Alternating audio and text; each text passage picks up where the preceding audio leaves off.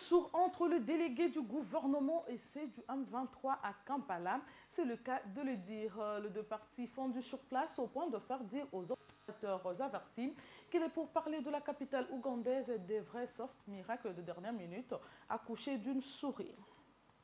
Pendant ces temps, Fridolin Kashwechi revient d'une tournée de l'Est du pays. Le ministre en charge des infrastructures se rendu à Goma et Bukavu dans le but d'inspecter les différents chantiers de réhabilitation de la voirie urbaine. Vous allez le voir, tout avance plutôt bien malgré la situation particulière que traverse cette partie du pays. Encore un incendie au centre-ville. Le 9e niveau de l'immeuble qui abrite le siège de la SNEL a pris feu ce vendredi en début d'après-midi. Les raisons ne sont pas jusqu'ici connues. Une enquête est en cours pour faire la lumière sur cette affaire. Enfin, les responsables de la MONUSCO étaient ce vendredi à la paroisse Sainte Scolastique de Barumbu pour sensibiliser la population sur le danger de l'enrôlement des enfants dans le groupe armé. Cette tribune d'expression populaire a coïncidé avec la célébration de 10 ans d'existence de cette paroisse catholique située à quelques mètres du camp militaire Ndolo à Barumbu. Voilà tout pour les sommaires. Bonsoir. D'abord, cette nouvelle, 4 personnes ont trouvé la mort au cours d'un accrochage survenu dans la nuit de jeudi à vendredi aux environs de l'aéroport de Lubumbashi, dans la province du Katanga. Parmi les victimes, on compte 3 assaillants et un militaire de la garde républicaine. Il y a également des blessés de part et d'autre de sources sur place accusent des inciviques arrivés à bord d'un véhicule d'avoir ouvert le feu sur une patrouille mixte composée d'éléments de la police, de FARDC et de la garde républicaine. Les négociations politiques entre le gouvernement de Kinshasa et les rebelles du M23 Kampala en Ouganda sont ajournées jusqu'au 4 janvier 2013. Le facilitateur et ministre ougandais de la Défense, Crispus Walter Kiyonga, a pris cette décision ce vendredi 21 décembre avec le consentement des parties en raison de fêtes de fin d'année. Ce vendredi à Kampala, Crispus Kiyonga a rappelé que l'objectif ultime de pourparler est de parvenir à une paix durable dans l'est de la RDC. Au stade actuel, un consensus doit encore être trouvé sur le cessez-le-feu dont la délégation rebelle fait un préalable avant la poursuite de pourparler, une demande rejetée par la délégation gouvernementale. Les négociations entre le gouvernement et les rebelles du M23 sont dans un cul-de-sac. Pomme de discorde, la signature d'un cessez-le-feu entre les deux parties. D'un côté, le gouvernement refuse de s'engager avec une force négative appelée à être combattue par l'ensemble des nations civilisées du monde. De l'autre, le M23 fait du cessez-le-feu un préalable à la poursuite de pourparlers. Les visions étant diamétralement opposées, il y a lieu de dire, sans jouer au devin, que Kampala pourrait déboucher sur une issue heureuse. Anita Luamboa. Les négociations entre le gouvernement et le M23 sont dans un cul-de-sac. Pomme de discorde, la signature d'un cessez-le-feu entre les deux parties. D'un côté, le gouvernement refuse de s'engager avec une force négative appelée à être combattue par l'ensemble des nations civilisées du monde. De l'autre, le M23 fait du cessez-le-feu un préalable à la poursuite des pourparlers. Les visions étant diamétralement opposées, il y a lieu de dire, sans jouer au devin, que Kampala ne pourra déboucher sur une issue heureuse. C'était prévisible et le contraire aurait étonné. Les esprits avertis l'avaient même prédit. On devait s'attendre logiquement à rien de la capitale ougandaise. Selon des informations recoupées, rien ne semble aller à Kampala où la délégation partie de Kinshasa et le M23 ont choisi de multiplier des actes qui ne favorisent pas des avancées dans les pourparlers engagés depuis plus d'une semaine. Entre les deux parties, c'est le dialogue des sourds. Le M23 particulièrement s'illustre par des exigences inacceptables sur le plan du respect des textes légaux régissant le pays, voire de la morale ou de l'éthique. Ayant obtenu grâce à la CRJL l'examen de leurs griefs jugés légitimes, le M23 en demande toujours plus. Les rebelles ont rejeté le point 4 du règlement intérieur des négociations au motif que cette disposition exigeait que les discussions se fassent dans le strict respect de la Constitution de la République et de l'intangibilité des frontières héritées de la colonisation. De même, ils ne cessent de réclamer l'administration de la ville de Goma. Des demandes que les délégués du gouvernement ne peuvent concéder au risque de se voir accusés de trahison. Ces négociations donnent à penser qu'il existerait des accords secrets. personne n'ose le mettre sur la place publique.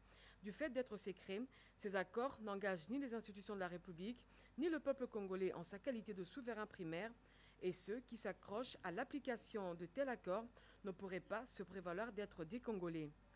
Le saupoudrage a assez duré, il ne peut plus résister à l'usure du temps. Il en est de même du plâtrage qui a enveloppé tous les groupes armés créés par les agresseurs.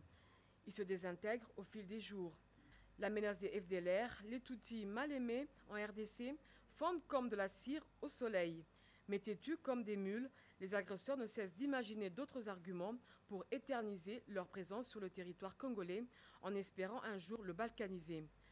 Dans ces conditions, les FARDC doivent redoubler de vigilance et s'accorder à se tenir prêtes pour la défense de la capitale du Nord Kivu, non seulement contre les M23, mais aussi contre des tirs qui viendront du Rwanda.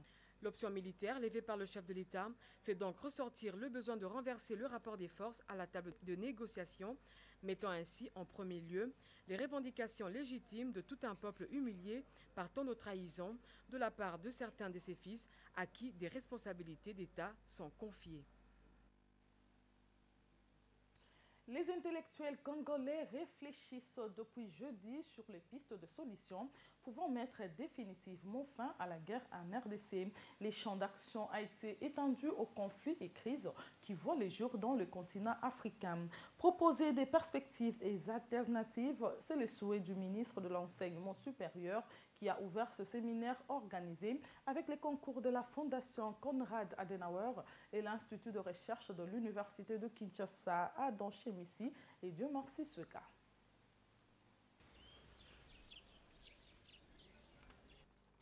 La guerre économique et paix en Afrique. Autour de ce thème, les scientifiques et autres intellectuels rivalisent d'arguments. Déjà, le ministre de l'Enseignement supérieur a fixé le cap. Bonaventure Tshelo, se référant à la situation qui prévaut dans la partie orientale de la RD Congo, demande aux participants à ces journées de réflexion d'évaluer les obstacles à la paix durable, de sonder les possibilités d'éliminer la guerre.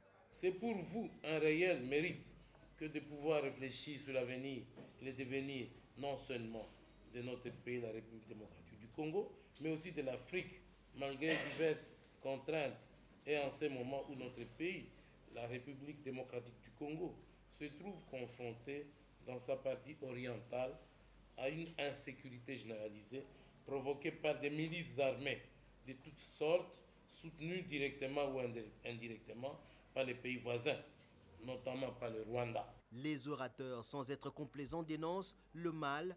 Pour le professeur Sabakinou, les États riches font l'objet de convoitises qui poussent certaines nations à créer l'instabilité.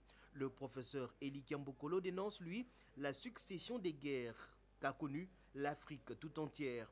Comme l'une des voies de sortie, il propose la formation des spécialistes en diplomatie. À l'unanimité, les scientifiques déplorent le fait de ne pas être consultés quelquefois par les politiques. Double audience à la Cour suprême de justice. Les avocats de Jean Bamanissa, dont l'élection est contestée par Jeff Lyoto, et ceux de Deo Koussou, qui contestent l'élection de Jacques Mbadou, se sont affrontés ce vendredi devant la Haute Cour pour soutenir leurs prétentions. L'affaire est prise en délibéré. L'arrêt de la Cour suprême de justice tombe sauf changement de dernière minute, ce lundi. Monulf Bosso et Pati Alouma.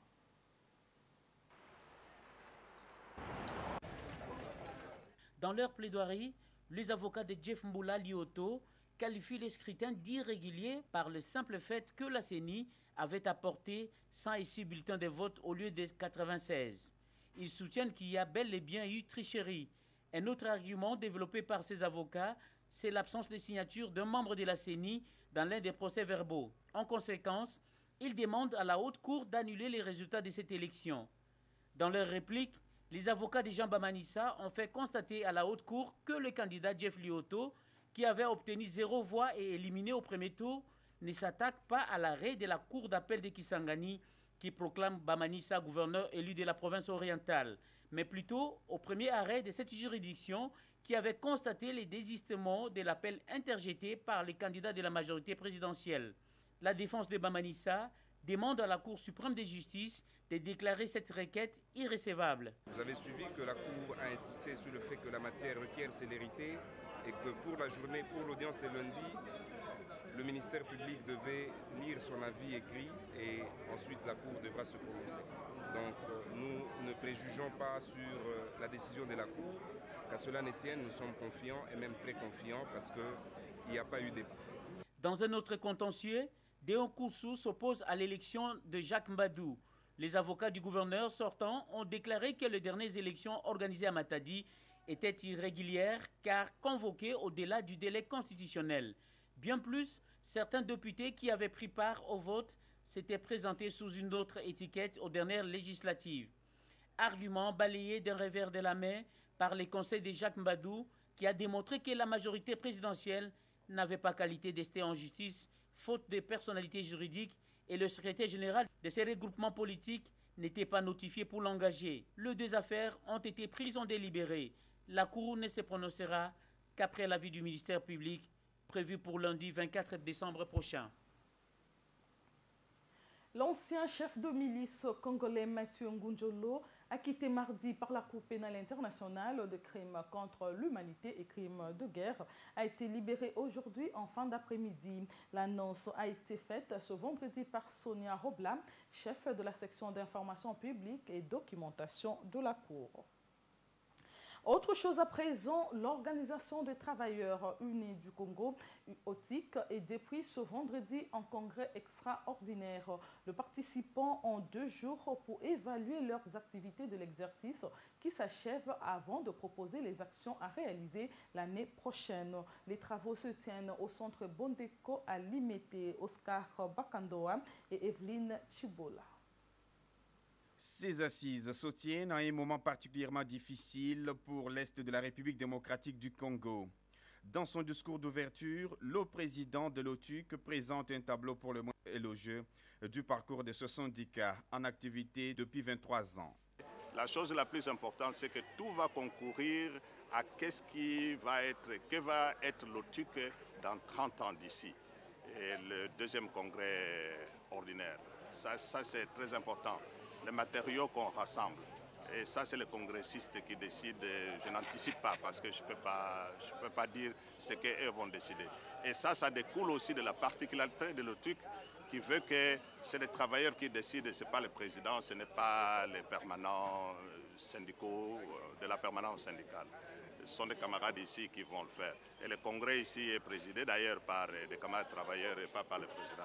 C'est à quoi nous nous attendons, à ce que les recommandations qui vont être formulées ici, quand ça passe au 2e congrès, les décisions qui vont être prises vont propulser l'OTUC à la première place des organisations syndicales du pays. Ce syndicat national à tendance libérale est le seul qui progresse. Et depuis, il n'a cessé de voir croître le nombre de ses délégués élus. L'OTUC occupe à ces jours une place de choix grâce à sa crédibilité, sa bonne gouvernance et la confiance que lui font ses affiliés. La Société nationale d'assurance a une fois de plus fait le bonheur de ses clients. Au total, 131 dossiers ont été traités et payés, dont 14 à Bukavu. Il s'agit des assurances incendie, vie et automobile. De quoi faire le bonheur des heureux bénéficiaires qui voient à travers cet acte le rétablissement de leurs droits. Suivez. Ils arrivent au lieu du rendez-vous avec une mine grise. Après quelques minutes de formalité, c'est la joie. Toutes ces personnes peuvent enfin se dire heureuses. La SONAS paye cash leurs indemnités dues aux différents sinistres dont chacun des bénéficiaires a été victime. Ici à Bukavu, l'ambiance est celle du grand jour. Cet homme a des mots justes pour reconnaître le travail abattu par la SONAS. Pour les gens qui passent par les sinistres, vraiment, je leur conseille vraiment d'assurer, en premier lieu d'assurer leurs automobiles et en deuxième lieu de se rendre compte de ce que la SONAS fait. Parce que j'ai présentement de voir que la SONAS vient de m'indemniser, s'il faut le dire, pour tous les risques que j'ai connus. Le directeur provincial ad intérim de la SONAS, basé à Bukavu, ne cache pas son optimisme. Il en appelle en revanche le propriétaire de véhicules à se mettre à l'abri car personne ne sait quand survient un accident. J'ai des sinistres qui nous a permis de... Okay. Donc c'était jusque-là le dossier qui était déjà à même d'être payé à la date d'aujourd'hui. Okay? Nous avons payé 14, il y a certains qui ne sont pas bien passés de mois. Comme je l'ai toujours dit, ce sont nos assurés qui doivent nous permettre de payer rapidement les dossiers sinistres. Il ne faut pas que lorsque vous déclarez l'accident, vous devez permettre la constitution du dossier sinistre de manière à ce que nous puissions libérer ces dossiers-là. À l'étape de Kinshasa, c'est encore une centaine de dossiers qui sont payés. Ils se rapportent tous à l'assurance incendie, vie et automobile. Loin d'être une simple activité d'indemnisation, l'opération Jeu du sinistre a aussi une portée pédagogique. Il y a eu plus de peur que de mal. Le bâtiment abritant la direction générale de la SNEL a pris feu ce vendredi en début d'après-midi. Les raisons restent à déterminer par l'enquête qui est en cours. Dieu merci, on note aucune perte en vie humaine. En revanche, les dégâts matériels sont énormes. Marie-Jeanne Bibomba et Cédric Kidimbo. C'est sous le coup des 15 heures, heure de Kinshasa, que les flammes ont envahi cet imposant immeuble. Les feux s'est répartis du 9e étage avant de réduire en cendres le meuble et tout ce qui s'y trouvait. Selon les témoins, le drame est parti d'une des cabines électriques qui a lâché brusquement. Une version qui devrait être confirmée par l'enquête ouverte aussitôt.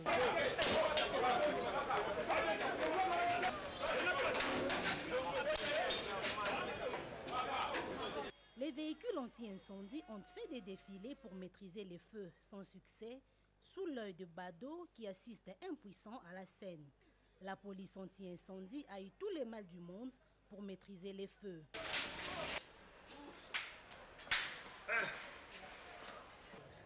Le ministre provincial de la Sécurité et Population trouvé sur les lieux appelle à la prudence pour éviter de telles tragédies.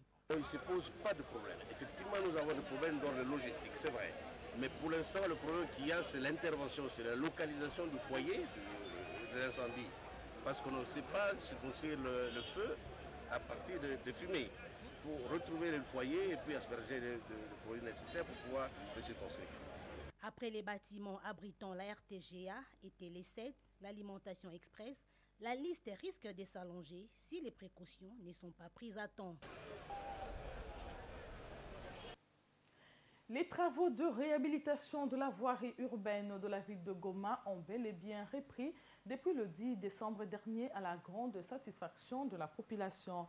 Pour se rendre compte, le ministre en charge des infrastructures, travaux publics et reconstruction s'est rendu lui-même sur le lieu le mardi dernier. Fridolin Kashishi-Musoka a mis à profit son séjour dans cette partie du pays pour inspecter les différents chantiers en cours d'exécution et les Ebilonda Kasonga qui étaient de la partie rapportent. À travers ce périple, le ministre de l'Aménagement du Territoire, Urbanisme Habitat, Infrastructures, Travaux Publics et Reconstruction devait s'assurer de la reprise effective des travaux de la voirie urbaine de la ville de Goma. Et ce, après les derniers événements qui ont secoué ce coin du pays. Fridolin Kashishi-Musoka avait promis devant la représentation nationale le 5 décembre dernier que les travaux débuteraient le 10 décembre. Une semaine après, il a choisi de se rendre personnellement sur les lieux pour superviser l'ouvrage, mais aussi pour donner du tonus à l'entreprise commise à cette tâche, en l'occurrence la société Traminco. De l'asphalte plante, en passant par la pondeuse à presse motorisée qui fabrique les bordures de la route, rien n'est laissé au hasard. La délégation longe l'avenue Saké où les ouvriers travaillent d'arrache-pied. Un peu plus loin, le remblayage, le rechargement, le nivelage associé à l'arrosage s'y effectue. Je dois dire que le programme a été relancé effectivement depuis le 10 décembre pour ce qui est de la première phase qui concernait 5 axes importants. L'avenue Rutshuru qui part de l'aéroport vers la ville, l'avenue Saké qu'on a visité aussi, l'avenue Kanyamwanga qui va jusqu'à la barrière qui en fait est la frontière avec le Rwanda sur laquelle on se trouve actuellement. Et il y a bien d'autres avenues, l'avenue du commerce et qui vont être relayées bien sûr par un autre programme qu'on a en commun avec l'Union européenne. Les séjours du ministre de l'Aménagement du Territoire, Urbanisme Habitat, Infrastructures, Travaux Publics et Reconstruction à Goma se clôture par la visite du site où sera érigée la nouvelle piste d'atterrissage de cette ville. Fridolin Kassochi Musoka s'est dit consterné devant le cannibalisme effectué sur les engins de l'entreprise allemande qui s'occupe des travaux. Le compacteur, le concasseur ainsi que le marteau-piqueur ont été détruits lors des derniers événements de Goma. Il est temps que nos populations comprennent qu'en posant de tels actes de vandalisme, l'émergence de toute une nation en pâtit. Faisant d'une pierre deux coups, Fridolin Kassochi Musoka est descendu jusqu'à Bukavu. Sur place, le ministre de l'Aménagement du Territoire, Urbanisme et Habitat, Infrastructures, Travaux Publics et Reconstruction a visité les chantiers en cours exécutés dans le cadre du vaste projet de réhabilitation des infrastructures de base. La délégation conduite par le ministre se rendue jusqu'à 30 km de la ville de Goma à Nyangenzi. Encore une fois, Elisabeth Londa Kassonga. C'est à bord d'une vedette que Fridolin Kassochi Musoka et sa délégation se rendent à Bukavu, capitale de la province du Sud Kivu. De là, la délégation visite la voirie urbaine, admire le pont transfrontalier en pleine construction par la société Safrika sur la Ruzizi. Fridolin Kassochi Musoka longe la RN5 jusqu'au village Nyangezi. En compagnie du gouverneur Marcelin Tshisamburu-Oya, il passe en revue la base vie de Sino Hydro Corporation. Point de chute de la visite, la centrale d'enrobé de Bungumisa. Partout, les impressions sont plutôt bonnes. Nous comptons énormément sur le passage du ministre et du DGA de l'Office de route pour être fournis en matériel pour avancer assez rapidement. Non, tout va bien. Pour ce qui concerne la voirie de Bukavu, malgré le ralenti qu'on a observé dans toutes les provinces, étant donné qu'on devait se concentrer sur Kinshasa pour certaines priorités, les travaux ont repris et évoluent aussi bien avec l'Office des voiries et drainage sur financement et du gouvernement provincial et du gouvernement central, mais pour ce qui est aussi des travaux effectués en régie avec la société CNCTPC. Le gouvernement veut donner un coup d'accélérateur à la réhabilitation des infrastructures, particulièrement celles routières. Le projet de réunification de la République démocratique du Congo par route en est un signal fort, mais aussi un véritable projet de développement du pays. Les habitants du quartier Kindélé dans la commune de Mongafula vivent désormais dans la peur et ont visiblement les yeux rivés sur les autorités urbaines. C'est dans la mesure où les eaux de pluie torrentielles de ces derniers jours ont complètement détruit et coupé la route qui mène vers la mission catholique de Kimwenza. Sur place, nos reporters ont trouvé des engins dépêchés par l'hôtel de ville pour décanter la situation. C'est un reportage de Anita Luamboa, Trésor Touabila et Gladys Ngenge. Ainsi, aucune artère n'a été épargnée, chaque endroit ayant reçu sa dose de dégradation. Le phénomène n'est pas nouveau, d'autant plus qu'il revient au galop à l'issue de chaque pluie. Ces conducteurs qui ne savent à quel sein se vouer. Un cri de détresse entendu par des hommes de bonne volonté. Ce tracteur d'une entreprise chinoise est dépêché sur les lieux pour sauver les meubles. Les travaux de remblayage sont amorcés avec espoir de redonner le souffle aux habitants de cette partie de la capitale. Il est à noter que la bonne qualité du réseau routier contribue à réduire un tant soit peu l'enclavement de certains quartiers. Aussi, en l'absence de cette touche qualitative, la densité du réseau routier ne saurait être une réalité. Il faut une véritable cure de jouvence pour ranimer nos routes en les rendant beaucoup plus accessibles. L'entreprise chinoise Huawei et l'Institut supérieur des techniques appliquées s'engagent désormais à travailler en partenariat.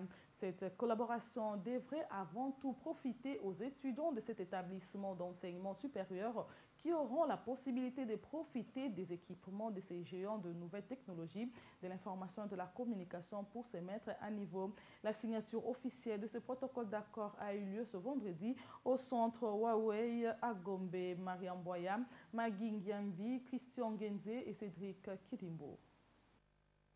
Cette journée restera historique pour l'Institut supérieur des techniques appliquées. En effet, à travers ces protocoles d'accord signés avec la firme, l'ISTA peut désormais s'ouvrir aux TIC.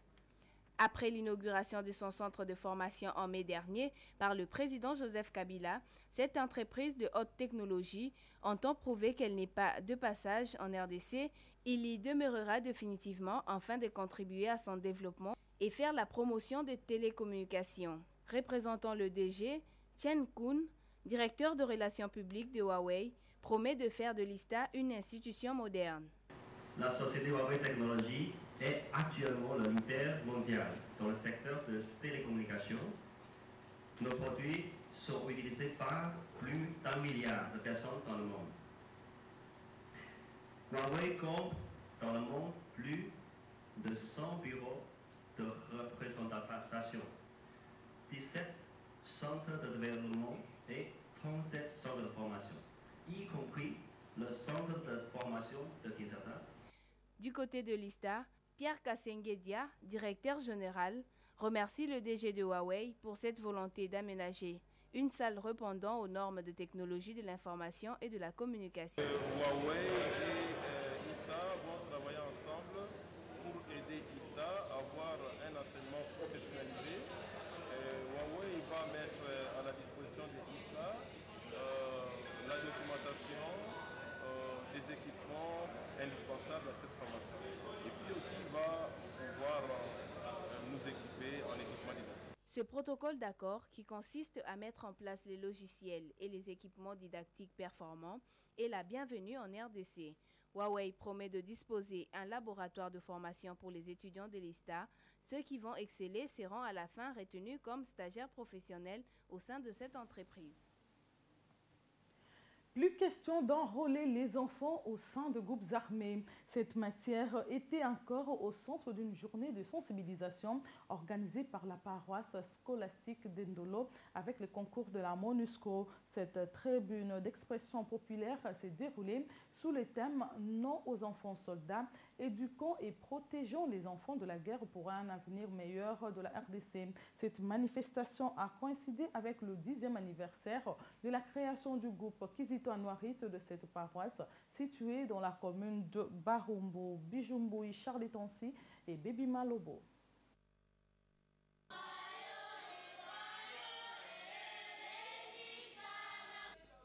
Scénettes, poèmes et danses, le tout pour traduire un message clair, plus question d'enrôler les enfants dans les groupes armés. Pour cette tribune d'expression populaire, le responsable de section protection de l'enfant à la MONUSCO a choisi la paroisse sainte scolastique de Barumbo. Cette paroisse, qui juxte le camp militaire de Ndolo, a voulu, à travers cette activité qui coïncide avec le 10e anniversaire de son existence, sensibiliser les jeunes sur les conséquences de la participation des enfants dans les conflits armés. Ce qui se passe à l'Est aujourd'hui, ça nous fait vraiment très très mal, surtout nous les éducateurs des enfants. C'est pourquoi nous disons non. Alors non, non, N-O-N, non au recrutement des enfants. Cette fille refuse de faire partie, pour quelque raison que ce soit, d'un groupe armé. Je peux dire que moi, je ne suis pas la part de soldats. Des autres auxiliaires parents sont devenus des soldats. Et les parents sont en train de le dire que les enfants venaient que vous allez être les soldats, il faut que les enfants refusent parce que le travail des soldats, ce n'est pas pour les petits enfants. Le groupe Kizito et Anuarite de la paroisse sainte scolastique dénonce les conditions difficiles des enfants soldats, surtout pour ceux qui sont à l'est du pays. Il interpelle le gouvernement et la communauté internationale à trouver des solutions durables pour mettre fin à cette pratique. L'actualité continue et cette fois-ci, c'est avec le journal paru ce vendredi dans la capitale congolaise. La revue de presse porte ce soir la signature de Bijumboui Ndoya. Kampala 6, fin du monde, ce sont là les deux principaux sujets qui font la une des journaux parvenus ce vendredi à notre rédaction. Ouvrons le bal avec le sujet qui, voilà plusieurs mois, donne du fil à retordre, l'Est de la RDC. Ainsi, évoquant les négociations de Kampala, les 6e du genre, la référence plus parle d'un nouveau blocage. En effet, Kinshasa refuse de signer le cessez-le-feu avec une force négative, Le 1-23 à son tour exige la signature d'un cessez-le-feu avant la poursuite des pourparlers. C'est de ce blocage justement dont parle l'avenir. La position du 1-23 ressemble à l'attitude d'une personne à qui on donne un doigt et qui exige toute une main. On lui a accordé l'évaluation des accords du 23 mars 2009. Maintenant, il veut obtenir un cessez-le-feu qui consacrerait la partition du pays et qui lui accorderait la gestion parallèle de l'administration du Nord Kivu.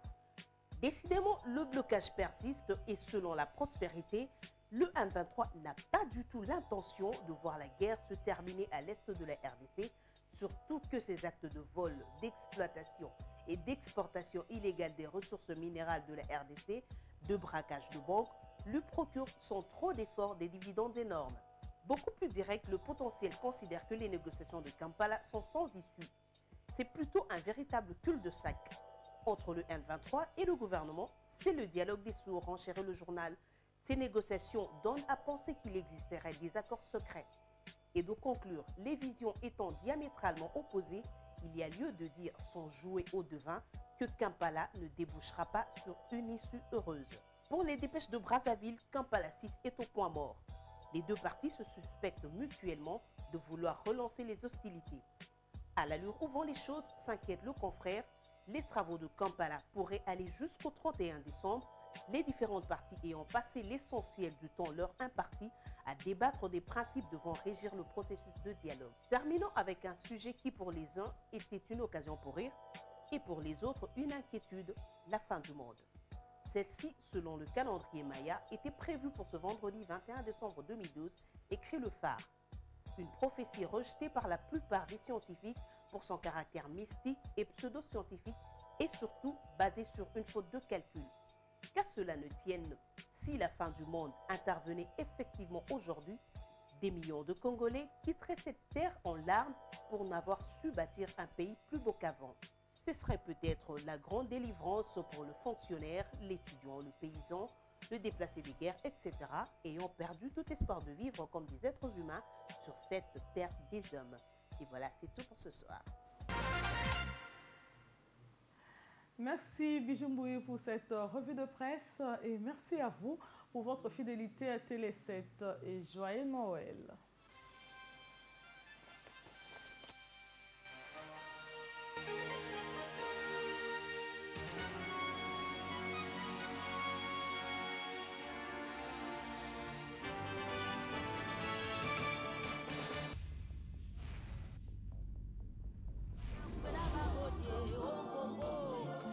Les complots étaient déjà faits, les plans étaient déjà établis.